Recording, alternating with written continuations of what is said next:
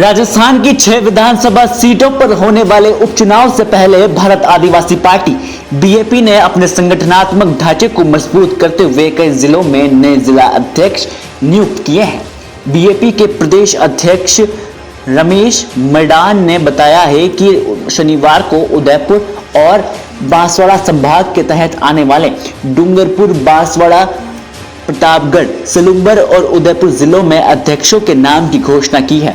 ये नियुक्तियां पार्टी के राष्ट्रीय अध्यक्ष मोहनलाल रौत के अनुमोदन के बाद की गई है, जिसमें अनुतोष रौत को डूंगरपुर, प्रभुलाल भुज को बांसवाड़ा, दिलीप कुमार राणा को प्रतापगढ़, आनंद भुज को सलूंबर और अमित खराड़ी को उदयपुर का जिला अध्यक्ष बनाया गया है।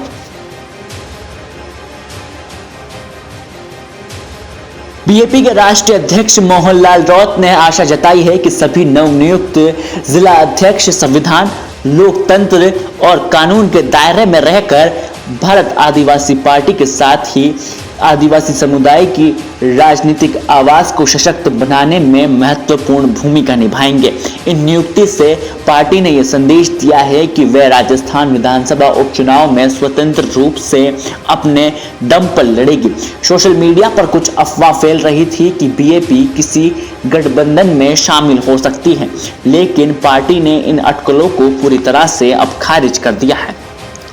क्या बीएपी का नया संगठनात्मक विस्तार राजस्थान की राजनीति में बड़ा बदलाव लाएगा?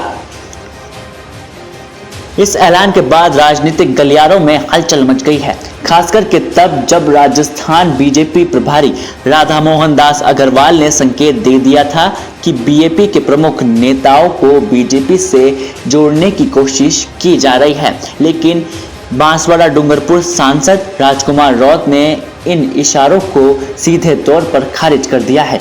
उन्होंने सोशल मीडिया प्लेटफॉर्म एक्स पर लिखा कि आदिवासी क्षेत्र के विकास और अधिकारों के लिए बीएपी लगातार काम कर रही है और बीजेपी के साथ किसी तरह के गठबंधन की कोई योजना नहीं है।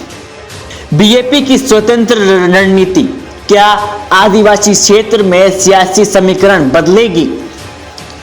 रौत ने अपने बयान में स्पष्ट किया है कि आज़ादी के 75 साल के बाद भी आदिवासी क्षेत्रों के हक अधिकार के लिए किसी बड़े नेता ने काम नहीं किया और बीएपी का मकसद सिर्फ आदिवासियों के उत्थान पर केंद्रित है।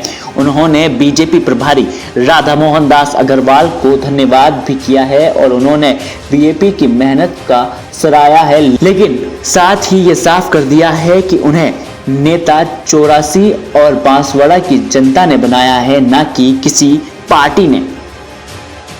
बीजेपी के गठबंधन से रौत ने किया इनकार। बीएपी के इस रुख का क्या होगा असर? आदिवासी क्षेत्रों में अपनी पकड़ मजबूत करने की कोशिश में बीएपी का संगठनात्मक विस्तार कितना कारगर साबित होता है और क्या राजस्थान के उपचुनाव में कोई राजनीतिक मोड़ ये चीजें अब लाएगी या नहीं लाएगी, ये देखने वाली बात होगी। Bureau report, the fact India.